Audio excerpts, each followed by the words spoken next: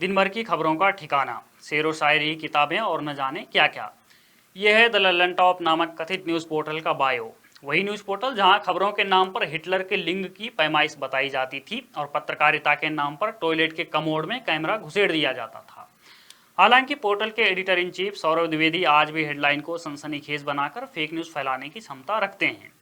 कल शाम 5:36 पर द लल्लन टॉप द्वारा ये पोस्ट किया जाता है, जिसमें लिखा गया है कि स्वास्थ्य मंत्रालय ने नीट पीजी 2023 की काउंसलिंग के लिए सभी वर्गों की कट ऑफ को घटाकर क्वालिफाइंग परसेंटाइल 0 कर दिया है।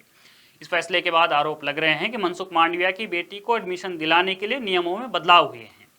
और इस कैप्शन के साथ लल्लन टॉप ने स्वास्थ्य मंत्री और उनकी बेटी का फोटो ट्वीट किया। इसमें लिखा है कि नीट पीजी के लिए नियम इसलिए बदले ताकि स्वास्थ्य मंत्री की बेटी पास हो जाए।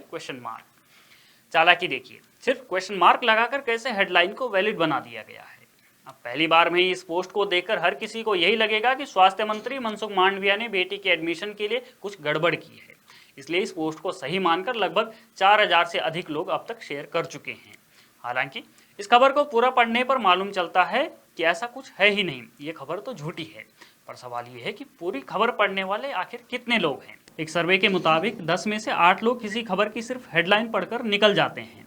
इसमें भी ऐसा ही हुआ है। लल्लन टॉप की इस भ्रामक खबर को लगभग 10 लाख लोग देख चुके हैं, यानी इनमें से 8 लाख लोग ये मान चुके होंगे कि केंद्रीय मंत्री ने अपनी बेटी के लिए नियम बदल दिए हैं।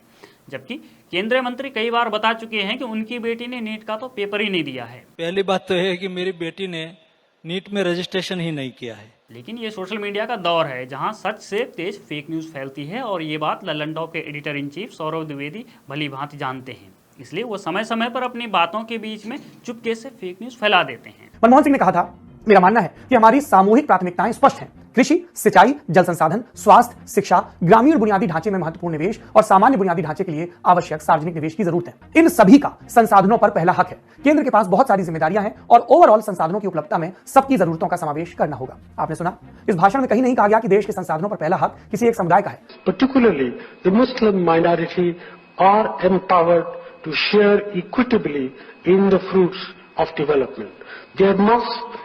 They must have the first claim on our resource.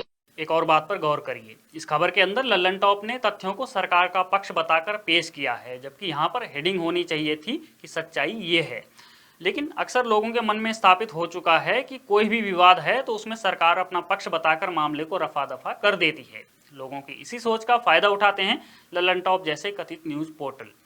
लेकिन इसी जनता का दूसरा जागरूक पक्ष भी है। देखिए, जब पोस्ट वायरल हुआ और लोगों ने लल्लन टॉप की नीयत को उजागर करना शुरू किया तो मजबूरन #अपडेट लिखकर दूसरा पोस्ट जारी किया गया जिसमें सच्चाई लिखी गई थी।